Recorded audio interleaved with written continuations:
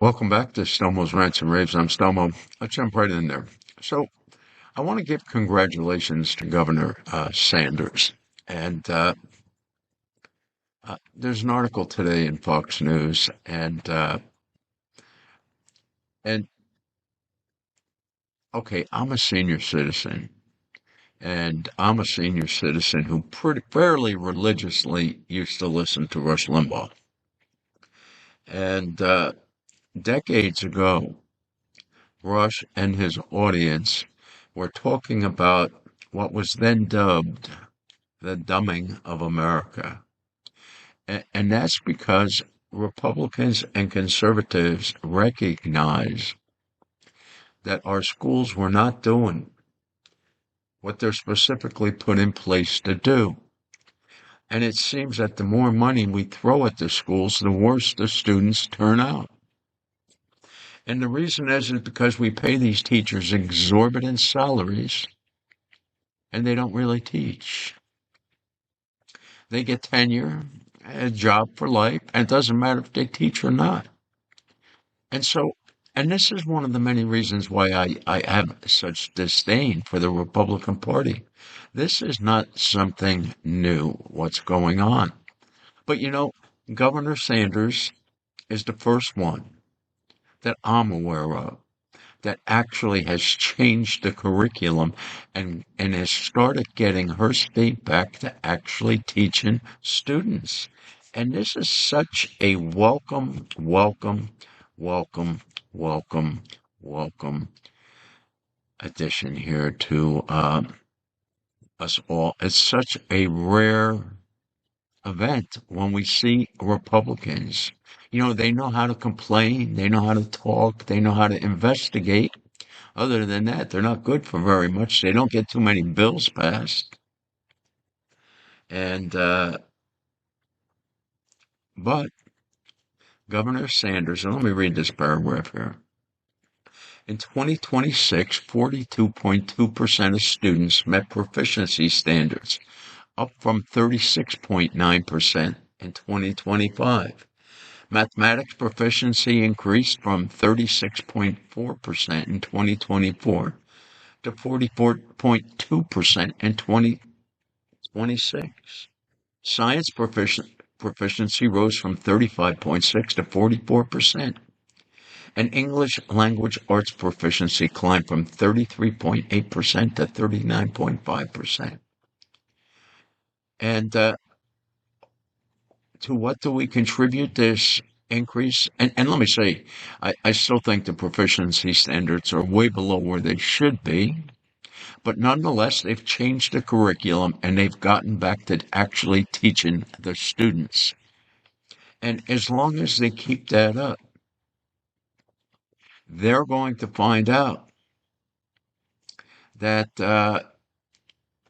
their students are going to place into better colleges, assuming they want to go to college. They're just going to be better all around educated students. But for far too long, we have been letting education standards decline. We've been held hostage. I'm not even going to mention that loony leftist name there that's the head of the teachers union.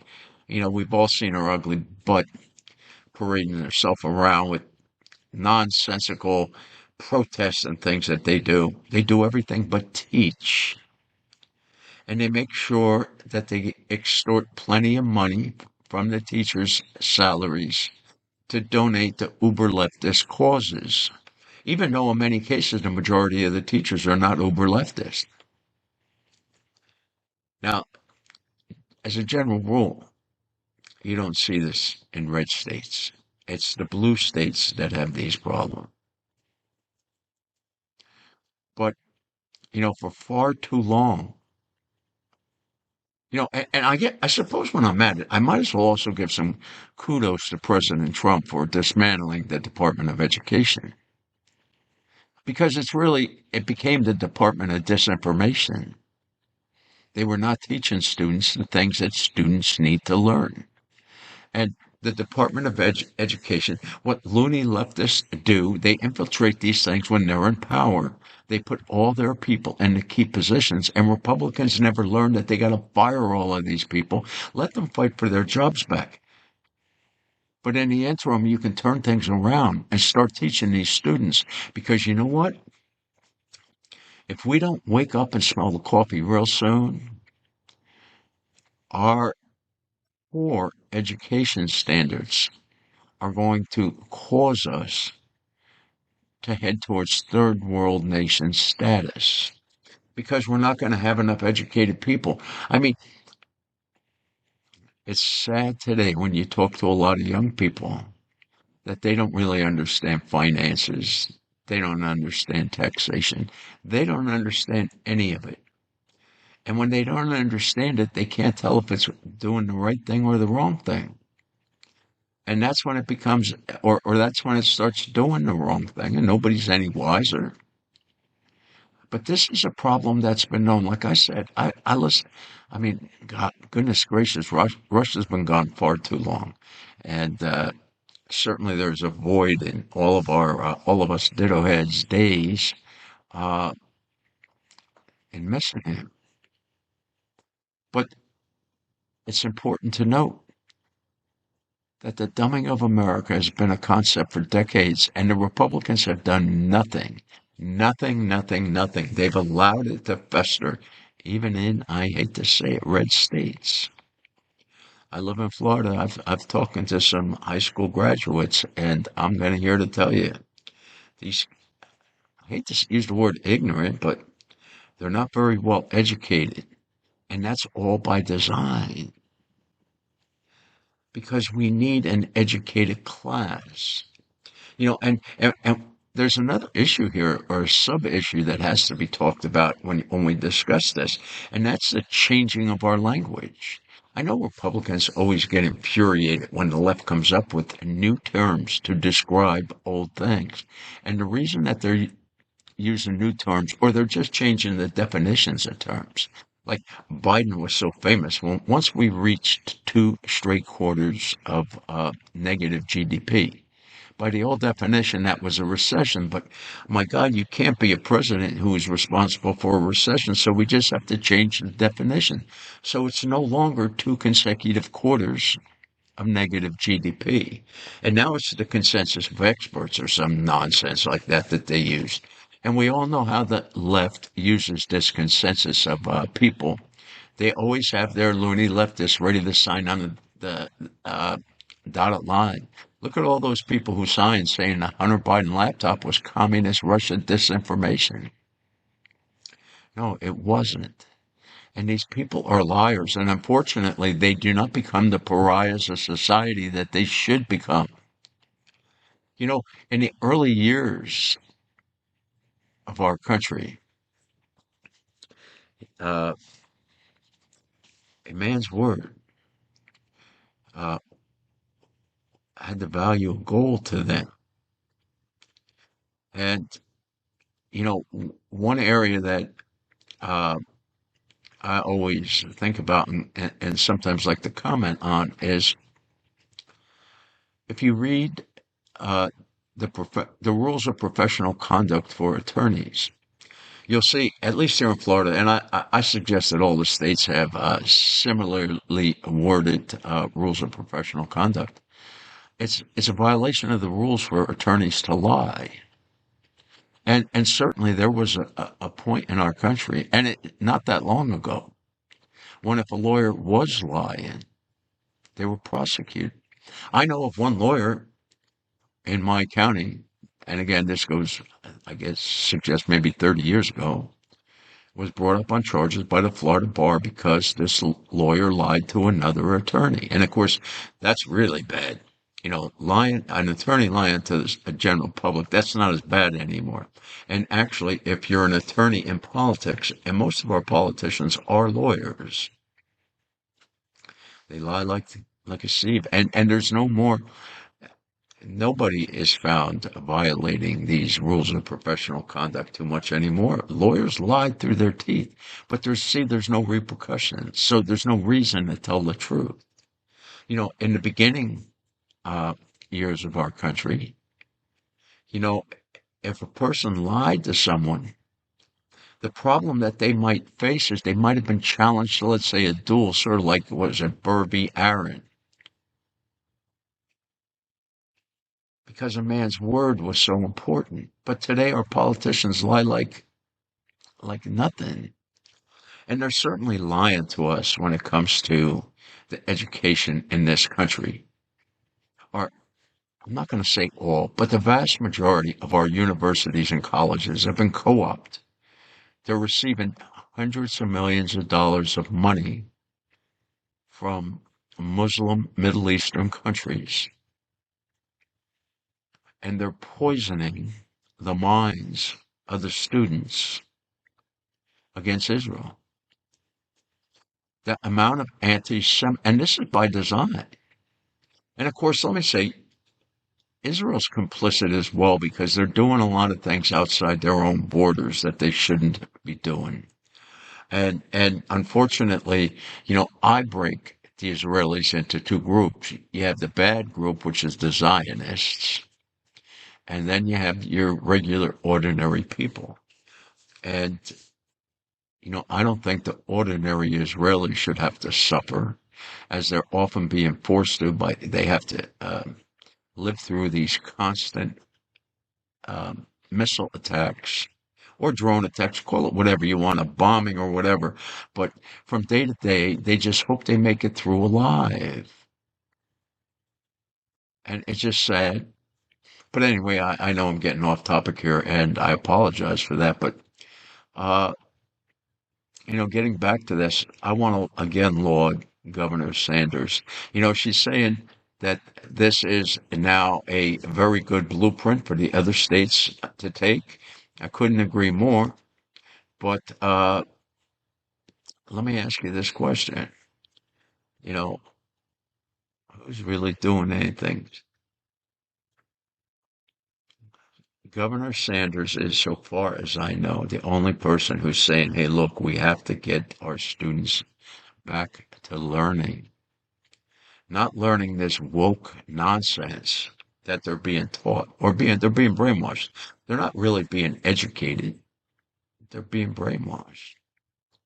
You know, uh, AOC, what is her? I don't know if her degree was in accounting or finance. It was something like that. And anyway, she was one of these brainiacs out there who said that what the United States should do is they should coin two $1 trillion coins, and they should hold on to them. And then because they have that $2 trillion, they can break it down. And I forget, it was $5,000 or $6,000 they could send to every American. Yeah, and that would solve all the problems.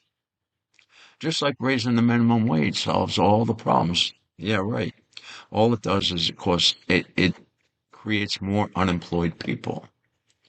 And in some of these places, they're talking about a minimum starting wage of $30. You're going to have to pay $40 for a hamburger. It's obscene. It's ridiculous. Now, look, I get the fact that people are upset because they don't have enough money. But that's because our government has been lying to us for decades about inflation. It's been far worse than they ever project. And it's been that way for a long time. People know it. And we elect officials who say they're going to do something about it, and then nothing happens, which has always been the Republican Party's downfall. They talk a lot, but they're very, very light on action. And we're definitely seeing that right now. Probably one of the things that really angered me the most is our our Congress could pass legislation and get it to the president's desk to limit these Article 3 judges from doing nationwide injunctions. You know what the sad reality about? Because I looked this up because I've been retired for a long time, but uh, I did a lot of work in for attorneys, a lot of legal work, a lot of legal research and stuff. I've read certainly thousands, probably tens of thousands of appellate decisions and stuff over the years. And it just, I don't know, it's falling apart because they're changing the definitions of everything. And when you can't go people talk about the rule of law, but the rule of law is meaningless if people don't know the correct definitions of words. And that's what's happening. We see it happening far too often. And sadly, the Republicans, or at least some of the Republicans, sometimes fall prey for some of these changings of the definitions. You know what? Once you lose your language, that's it. There will be no rule of law because nobody will know how to argue anything. And right now, the law is falling apart. And they could have stopped these judges from doing these nationwide injunctions, but they chose not to. And I'm tired of hearing, oh, well, we don't have 60 votes in the Senate.